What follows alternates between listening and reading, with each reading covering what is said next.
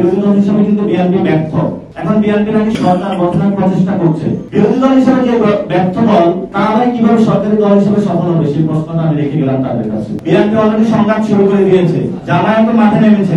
আসলে বাংলাদেশ কোন সংঘাতের দিকে যাচ্ছে আমাদের জানা নেই। এজন্য দুটি দলকে আমরা আহ্বান জানাবো, সংঘাত বন্ধ করুন। আর এই দুই দলের মধ্যে যারা বিভিন্ন রোড ব্লকেট করতেছেন, যদি আপনাদের মধ্যে কেউ ভালো মানুষ থেকে থাকে, যারা রোড ব্লক করে আগুন জ্বালায়, তারা তো ভালো মানুষ হতে পারে না।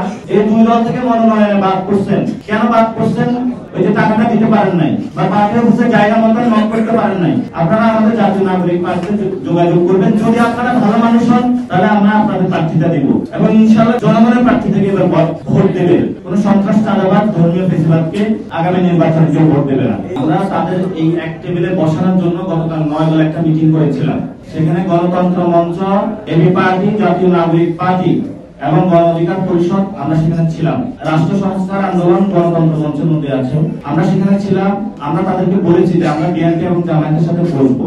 আমরা ইতিমধ্যে দুই দলের সাথে আলোচনা চালাচ্ছি যে একটি সমাধানে পৌঁছার জন্য। সমাধানে যদি না পৌঁছতে পারে, আমরা তো আমাদের সমাধান মানুষের সামনে দিয়ে রেখেছি যে কোন প্রক্রিয়া আপনি বাস্তবায়ন করবেন, এবং সেখানে যে গণভোট প্রশ্ন, নোট অফ ডিসেন্টের প্রশ্ন, আদেশের প্রশ্ন, আদেশটা কে জারি করবে, সবগুলো প্রসেস আমরা দিয়ে রেখেছি। আমাদের জাতীয় নাগরিক পার্টির পক্ষ থেকে আমরা স্বচ্ছ প্রক্রিয়া সরকারের সামনে দিয়ে রেখেছি টেবিলে। কিন্তু জামায়াত এবং বিএনপির মধ্যে মল্লযুদ্ধ মারামারি হচ্ছে। আমরা মারামারি বন্ধ করার জন্য গতকাল থেকে কিছু উদ্যোগ নিয়েছি। তো সেই জায়গাটায় আমরা বলবো যে রাজনৈতিক দলগুলো, সরকার আপনাদের কোর্টে বল ফেলে দিয়েছে।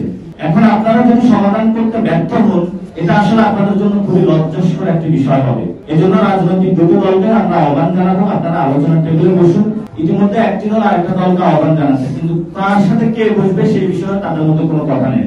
এই জন্য তারা আবার একটি দল বলেছে সরকারি সমাধান করতে হবে, রেফারি করতে হবে। কেন? রাজনৈতিক দলগুলো যে নিজেদের মধ্যে বুঝতে পারে না, এটা মানুষকে দেখানোর জন্যই সরকার এই কাজটি করেছে, এবং এর মধ্য দিয়ে সরকার মানুষকে বুঝিয়েছে, পুরো বাংলাদেশের জনগণকে, যে দেখুন রাজনৈতিক দলগুলো নিজেদের আলোচনা টেবিলে বসতে পারে না। এই আলোচনা টেবিলে কিন্তু সরকার বসিয়েছিল গত 6 মাস তাদেরকে বসিয়ে রেখেছিল যে তুমি আসো, বসো, এখানে বসে বসে কাজ করো।